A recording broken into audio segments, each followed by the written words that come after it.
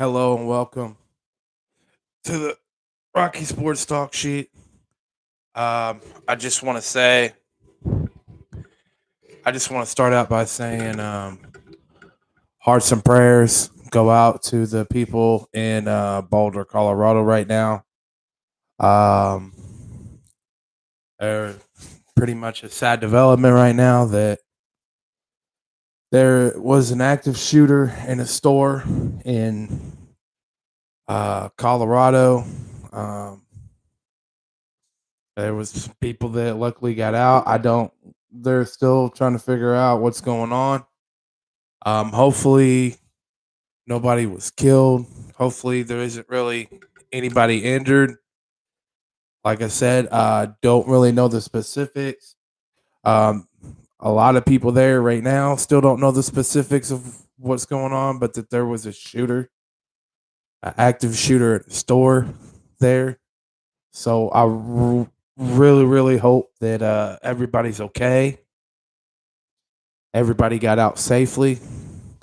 Let's put them in our prayers and let's just hope that everything is okay in that situation. Um, man, that's just crazy. Um, now for some sports, we do have another upset in the men's college basketball tournament round of 32. Oregon defeats 7 seed Oregon defeats 2 seed Iowa 95-80. Now, some people might believe this isn't. I wasn't really truly a fair game because the first 2 rounds you basically get like a day off or a day's rest between the games that you play from the first and second round, and then you just go right back out there and play your second round matchup. And Oregon didn't have to play in the first round. So, yes, understandably so. You could definitely say that Oregon was definitely fresh, had fresh legs, uh, was definitely more, ready to go than Iowa.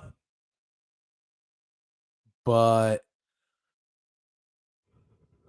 it was 15 points. I mean, 95-80.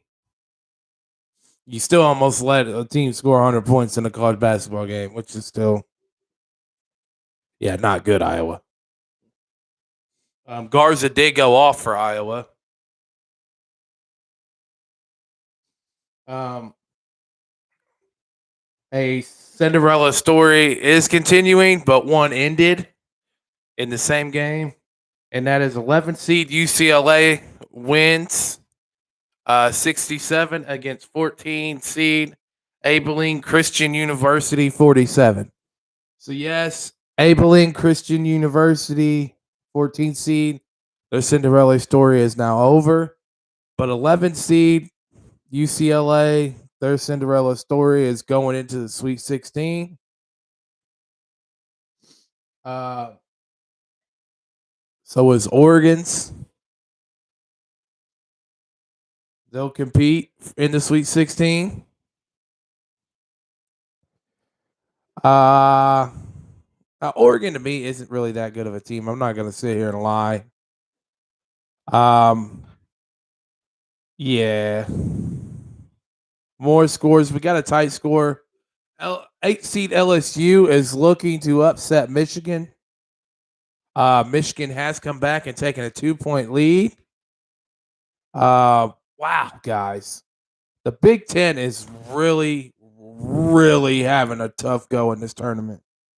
I am extremely surprised by the Big Ten right now in this NCAA tournament. I honestly, shockingly, just they're not doing good. The Big Ten is just not doing good, and they were as dominant as a conference that I've seen in 10 plus years. Like the Big Ten was by far the toughest conference to play in all of college basketball this year. It's not close. It's really, truly not close. The Big Ten was it. They were the most dominant in college basketball this year. They truly were. And they are just getting demolished early in this tournament. Like I said, I truly believe there would be five of the 16, five or six of the 16 teams would be Big Ten. I truly believe that. By the time the Sweet 16 came around, that five or six of the teams would still probably be alive. Yeah, I didn't think Wisconsin. I didn't think Michigan State. But I really thought Ohio State had an amazing chance to be in the Sweet 16. Almost a lock. Michigan. I definitely thought Iowa. I for sure thought Illinois. It's just, woof, not going good. Not going good at all. A lot of brackets are busted. Like, an enormous amount of brackets right now are busted to hell. We do have update on 5 seed Creighton and 13 seed Ohio. It is roughly just a little bit over 5 minutes left in that contest on TNT right now. It is a 16-point Creighton lead over Ohio. So it definitely looks like Ohio's Cinderella story is coming to an end as well. And it definitely looks like 5 seed Creighton is moving on. 1 seed Gonzaga. Again, another strong showing in the second round. Just beat up on 8 seed Oklahoma. That final was 87-71. Gonzaga is still looking good, and they ain't playing around. They're not even trying to let you get an upset or even put out an upset alert out there. They're just taking it to them. So Gonzaga is still in the Sweet 16. I do have like 2 brackets. I do have Gonzaga as my champion, so I'm at least still looking good there, champion wise. But yeah, I already lost Texas. That was one of my like upset bracket winners. That one got thrown away because there just went the whole bracket there. I think I had like these Big Ten teams have demolished almost all my brackets so far. Definitely, for sure. Early update about a little less than 13 minutes left in the first half. You do have 5 seed Colorado and 4 seed Florida State tied at 9. We do have 2 seed Alabama and 10 seed Maryland. They are supposed to be kicking off at 8:45 p.m. on TNT.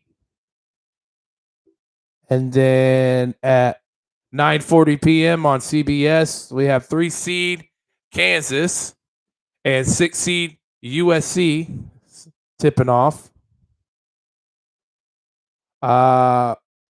Who do y'all think is going to win this Michigan and that Michigan and LSU? That's a tight game right now. It is a 1-point game at halftime. Michigan leads 43-42 against 8 seed LSU at halftime. Do you all think that a Big Ten powerhouse, Michigan, the other 1 seed, do you all have them surviving against LSU? Let me know down below or in the comments. I'm really not impressed with the Big Ten right now at all. At all. I'm not impressed with them at all. Other sports news. Um, is Russell Wilson done asking for a trade? And is Russell Wilson and his camp now willing to stay in Seattle after Chris Carson signed his deal to return to Seattle Seahawks? Russell Wilson went online and congratulated and seemed to even said go Hawks, congratulating Seahawks on signing them back, and also being reported that Russell Wilson telling the Seahawks to sign Antonio Brown. So why would you be wanting the Seahawks to sign Antonio Brown if you didn't want to stick around any longer? So definitely coming across as you're now complimenting the Seahawks organization for re-signing your running back, and you're now wanting them to go out and sign free agent wide receiver Antonio Brown. It's now looking like Russell Wilson wants to stay in Seattle, but it does sound also like he wants to stay in Seattle as long as y'all give him the players that he wants. If he says that he wants something, you better give it to him. So almost kind of like, in a way, I really don't like players today. They seem in a lot of ways drama fed, spoon fed, and honestly, childish. If I don't get what I want, I'll just demand a trade. Grow up. Just my suggestion. Just gonna say it. Yeah. Honestly, to me, I don't know how management and Russell Wilson can heal all the wounds, but they can definitely sprinkle a little bit on top of it, and maybe it'll work itself out. I guess that's the way Seahawks can go about it. Because he almost did land in Chicago for a crazy package.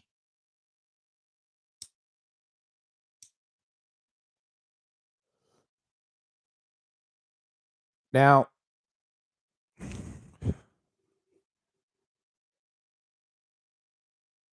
let me know down below if this does definitely sound like Russell is going to stay with the Seattle Seahawks. But like I said, to me, it definitely looks like that now. It's coming across. I mean, you wouldn't want a player that you wanted to play with you last year in Seattle. You wouldn't be telling the team to go out and get them this year if you didn't want to stay and if you didn't want to be teammates with that player. And you were excited for Chris Carson getting his 2 years, $14-something million contract. A buddy of yours. So it definitely looks like Russell's going to stay in Seattle. Y'all can let me know your opinions, but I think it's written in stone. It may not be said publicly like, "Hey, I'm staying in Seattle," but you can easily get the hints that he's probably going to now stay in Seattle.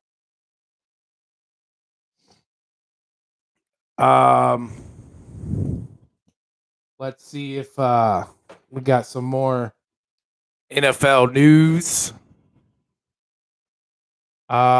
Free agency still kind of slowing down a little bit.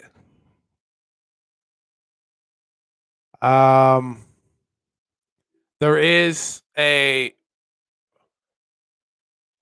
wouldn't say big news because I don't know. Gardner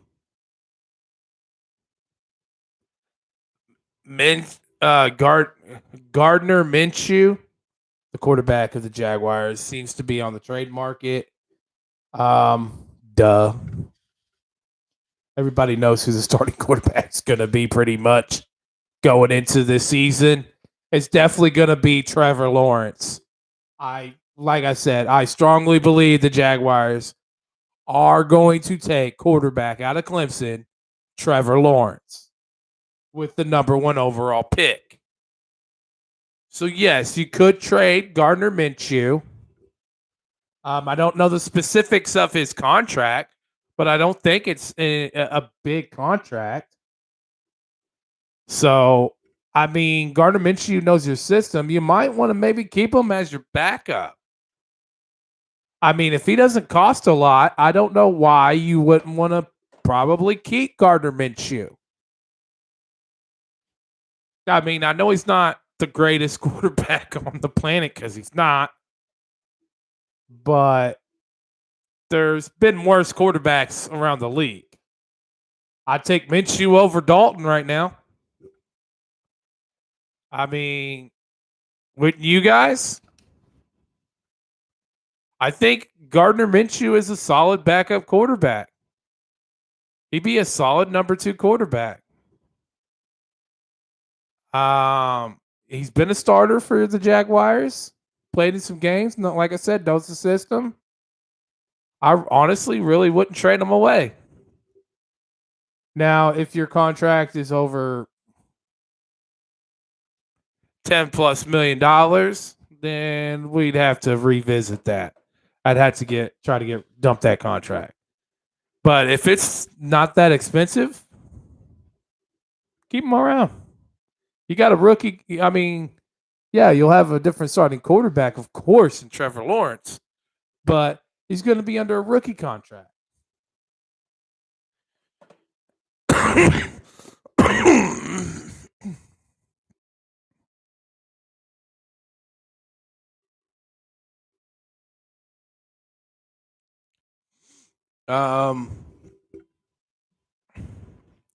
Also, like I said earlier, 6 teams are still interested, and getting Deshaun Watson. Those teams are the Eagles, Broncos, Jets, Panthers, Dolphins, and 49ers. They are still not scared away, I guess, by what's going on with that.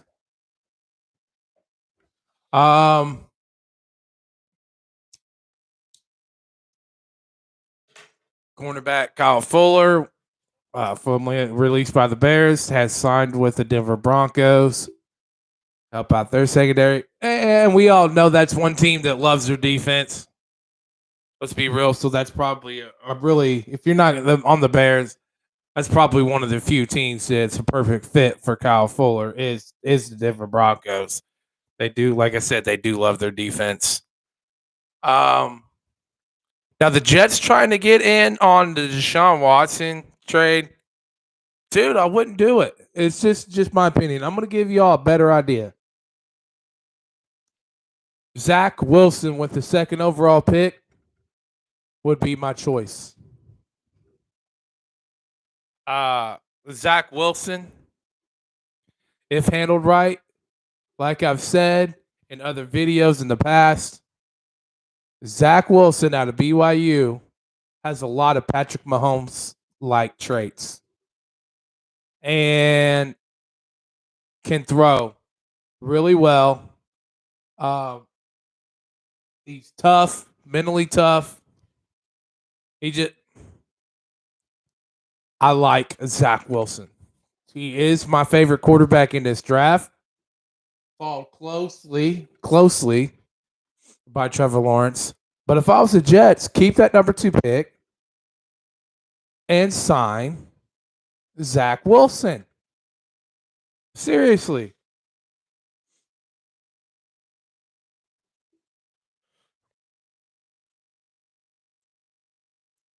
And then get some more, continue to look for a trade partner for Sam Darnold. Get some draft capital back. Then the next draft or 2, build around him. Give him more more pieces built around him. You can do that in the draft. You already signed you signed some solid players to your roster. You added some solid talent. Now get that rookie quarterback with that second overall pick on a rookie contract, for the next 4 years. And during the next year or two, build more pieces in the draft around him. You ain't got to spend all that free agency money next year. You can use draft capital that you get from the draft picks for Sam Darnold. You ain't got to ask for first round draft picks with Sam Darnold, but get some seconds or thirds in there. Even a fourth, even some fourths or something. Try to get a solid package where you can get people in the draft at positions you need. Like I said, the draft pretty much is a crapshoot, okay? A lot of these great players in college, a lot of them come in and they're busting the NFL and don't live up to their college reputation because you don't know. I mean, you're not watching them as an NFL team in college. Not at the practices, not on the field all the time. You don't see them in the rooms where they're studying, playbook and all. You don't really truly know just how good a player is until you got them on your team, and then you can see and evaluate. So it's truly a crapshoot for the most part. And if you don't believe me, look at the quarterbacks that's been taken in drafts for the last decade plus. Way more teams have gotten stupid than they've got it right. So I'm just saying, get the capital, get the draft capital that you can for Sam Darnold. Go get Zach Wilson with the number 2 pick, New York Jets, and stop trying to call and trade for Deshaun Watson. Seriously, it's the smart move for you. You have so much problems on your team, and you sucked so bad last year that right now you had a really strong, good free agency so far. You had the number 2 pick. I'm telling you, there is a quarterback that I truly believe is not going to be a bust at all at the quarterback position. And if he's not going to be the next Patrick Mahomes, he's at least in my eyes. I see a lot of at least Drew Brees in him. How can you argue with that? New York? How? How? Go get Zach Wilson with the number 2 pick and stop being stupid.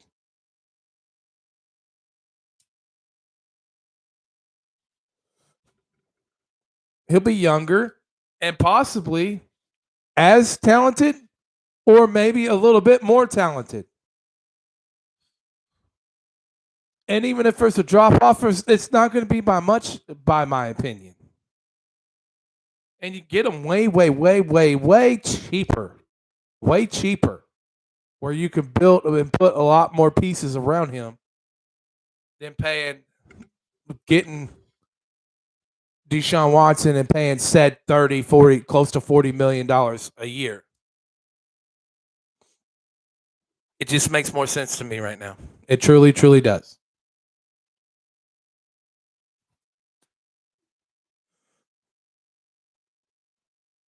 Now, I do believe that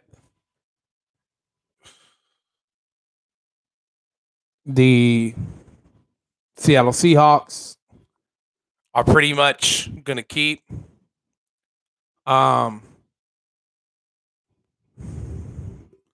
Russell Wilson, but I still think that they still need to solidify that defense. That defense needs a lot of help. Get some more help on the defense and get a little bit more help maybe on the O-line on Seattle. But the pieces are there.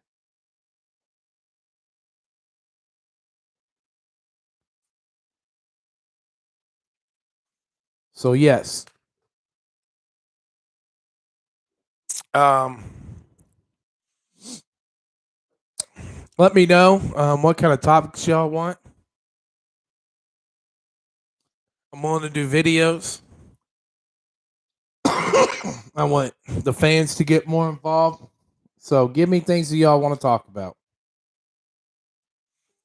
Um, yes, you all see me look away in my videos. It's because, dude, I got like three different.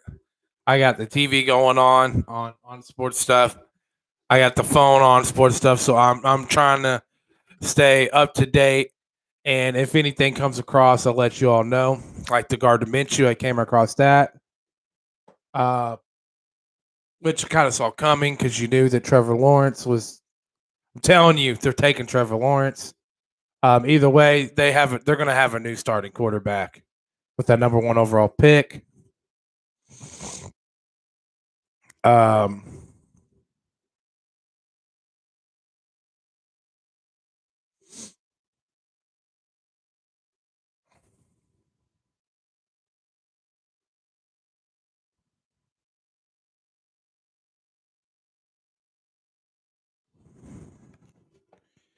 Now there is a looks like some fans of the Dallas Cowboys are pushing for them to sign Geno Atkins. Um, that's probably going to be a stretch, Cowboy fans, because he's probably going to want at least around 10 million a year. He'll want to get paid, and the Cowboys ain't got the cap room to put 10 million on one player right now. I just don't see them doing that. So look, Cowboys fans, get realistic here. We're just gonna have to take some bargain deals this free agency, and probably even next free agency. We're gonna have to take some bargain deals. Now, if we do what I truly believe and foreseen that Dallas is going to do this next coming off season, and that is um, cut or trade Amari Cooper, then you'll have more room at that point. Till then, I don't see a significant trade there.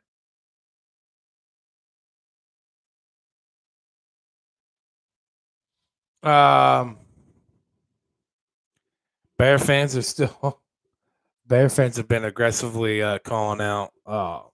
Man, the GM and coach right now, they are livid about Andy Dalton as their quarterback. The Chicago fans, Bear fans are not happy at all right now. Not at all are they happy.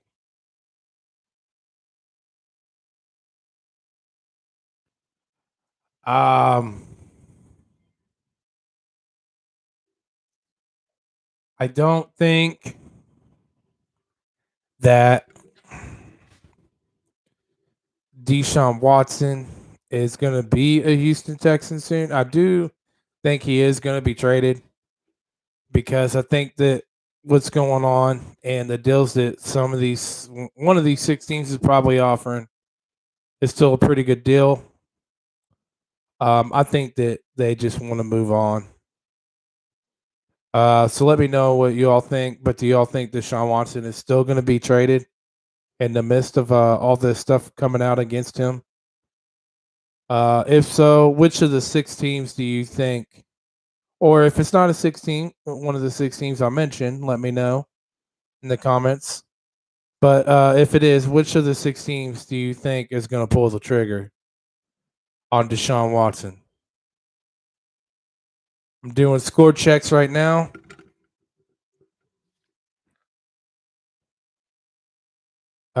It is now tied just at the start of the second half of Michigan and LSU, tied at 43. Um, wow, this is a oof. I'll tell you what. There's one game that is really low scoring, and it seems to be a defensive battle or just offensive whoa woes, struggle woes, because under 5 minutes to go in the first half, Florida State is winning 15-11 over 5C Colorado. Not much action there, folks. Um, honestly, I'm glad I'm not even watching that game because that looks to be a boring game. A very, very boring game. Um, Creighton in Ohio is now final. Fifth seed Creighton, 72, defeats 13 seed Ohio, 58.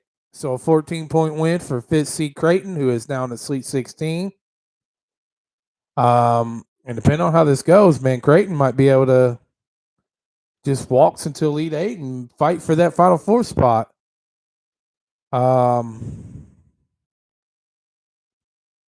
You just don't know. You just don't know this this year in the uh, college basketball tournament. It just doesn't seem. Uh, yeah. Oof. Upset galore, man. Just a lot of upsets this year. Like, seriously. A lot. Sorry about my yawn. I'm extremely tired right now. I don't really sleep well anymore. Um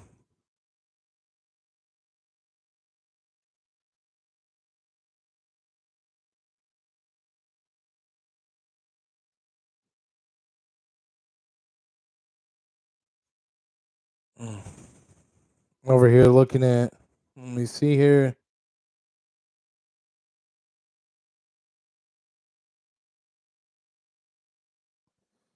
There's a question being asked right now to Philly fans. Could Nick Foles be traded back to the Eagles to back up Jalen Hurts? It's actually not a bad question. Um, I mean, Nick Foles has been a disaster in Chicago. I really think that Chicago would definitely listen for trade offers for um, Nick Foles to go back to the Eagles. Would the Eagles want him back is a question because you got to remember there's been some turnover. This is Doug Peterson's now not there anymore. So his coaching staff that Nick Foles had during his Super Bowl run really isn't there anymore. So it's a different regime. So I don't know if that one's probably going to be smoke and mirrors if you had asked me. I think Nick Foles would do good where probably do better wherever, you know, Doug Peterson's at. Doug Peterson could definitely probably help him out.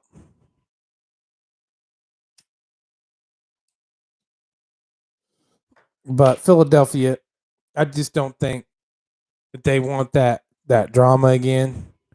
And if they really want a fair chance, I don't. They saw what happened to the first round draft pick. Why would they want to do it to Jalen Hurts, another high draft pick? I don't think that they want to take that chance or have even a remote situation where Nick Foles comes in there and then Jalen Hurts plays bad, and it's Eagles drama 2.0. I don't think that they want that situation happening again. I truly don't. So I just don't see that happening. Um, I would say no. Now back into let's get into the NBA. Now with LeBron James's high ankle sprain, do you guys think that the Lakers are in serious trouble? What I mean by playoff seedings, do you think they're going to go below a 4 seed when the playoffs do start? Let me know in the comments on that one as well if y'all like. I do think that the Lakers are in trouble for the next 2 weeks. I definitely think LeBron's going to be out for at least the next 2 weeks. Um, I don't think that they're going to lose some games. I'm just gonna be frank here. They're going to lose some games, and they are going to fall in the standings. So, do you think the Lakers are in trouble whenever it comes to the playoffs? Do you think AD and LeBron will be healthy whenever the playoffs kick off, or is there just no worries? Because right now they are the 3rd seed, but it's by one. They're 1 game ahead of the Clippers. They could be caught by the Clippers. They're like two, 2.5 games ahead of the Denver Nuggets at the 5th seed spot, and the same at the 6th with the Portland Trailblazers.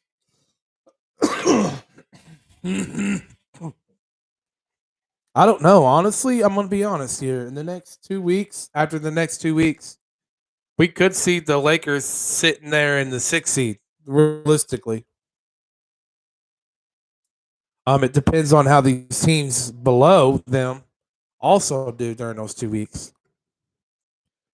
But don't be shocked, NBA fans and Laker fans, if we go from the 3 seed down to the 6th seed. Because they did just get throttled by the Phoenix Suns, who I have to say, let me just sit here and say right now,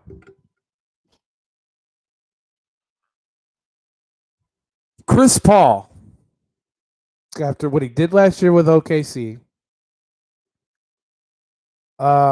taking them to the playoffs, I truly believe that how he's playing this year as well is in the MVP conversation. Now you're about to have you had AD get hurt. He's been down for a while, so he's gone from the MVP conversation. We're just gonna do trial and error on this. We're gonna have LeBron out for maybe 2 weeks plus for the Lakers. That definitely lowers him in the MVP conversation. It's gonna hurt. Joel Embiid.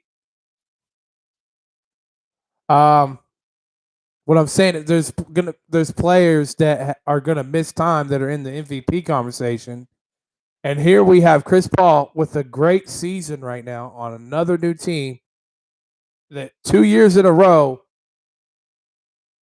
he's a difference for a team that previously struggled. OKC, they lose Russ. They're like, where are we going to go from here? Looked to be like a dumpster fire. No playoffs last year. CP3 comes in there and says, no, we're going to the playoffs. And he takes them to the playoffs. Yes, they lose a close battle in the against Houston in the playoffs, but CP3 drove them there. CP3's even outdoing himself than last year. He goes to a team that missed the playoffs but had a amazing, I want to say, the Suns had an amazing run last year in the bubble. It was fun to watch the Suns in the bubble. I mean, undefeated, still just barely missed the playoff spot, but they were there. They were right there.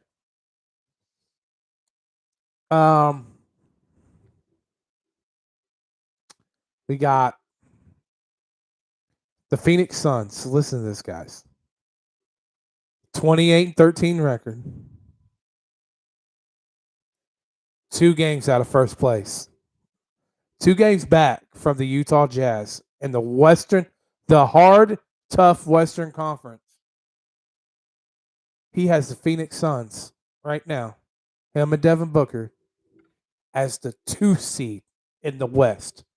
The 2 seed in the West. CP3, Chris Paul has got to be up for MVP. Has got to.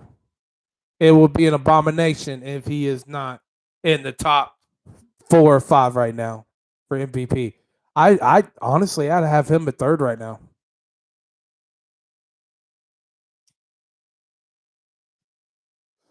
Just because LeBron has to fall down. LeBron has to slip down because he's going to miss some time. And they have a better record than the Lakers, and they're the 2 seed. So you got your team as a 2 seed in the toughest conference, the Western Conference. You're having a great statistical year again. And you're clearly a leader on that team. And you're just looking really good. And you're playing all your games. You got to be there. Joel Embiid, yes, I believe he'll still be in the top 3 MVP conversation. Harden, to me, is in the MVP conversation. And I would say LeBron is going to fall down to maybe 4th. And then CP3 at 3rd. That's just my order right now. Especially here after 2 weeks, whenever LeBron ain't played. It's definitely going to be CP3 in that 3rd spot, and LeBron in the 4th in MVP, I believe. But I'll tell you what, if by the regular season starts and CP3 doesn't miss any, and he doesn't get hurt, and he keeps playing the way he is, and they snag that 1 or 2 seed, and let's say Philly slides down some, or Embiid misses a lot of games, or whatnot, or Harden in the Nets, Harden misses some games or whatever, or they kind of crumble, it's CP3's to win. But right now, I can't argue Harden. You can't argue Embiid. You could argue LeBron because he's going to miss at least probably 2 weeks, and that will hurt his MVP run. It did, against Giannis.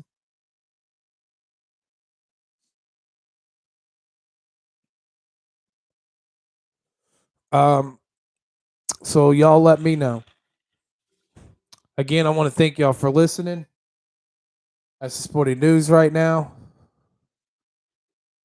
Stay tuned because, like I said, it looks like Michigan is in.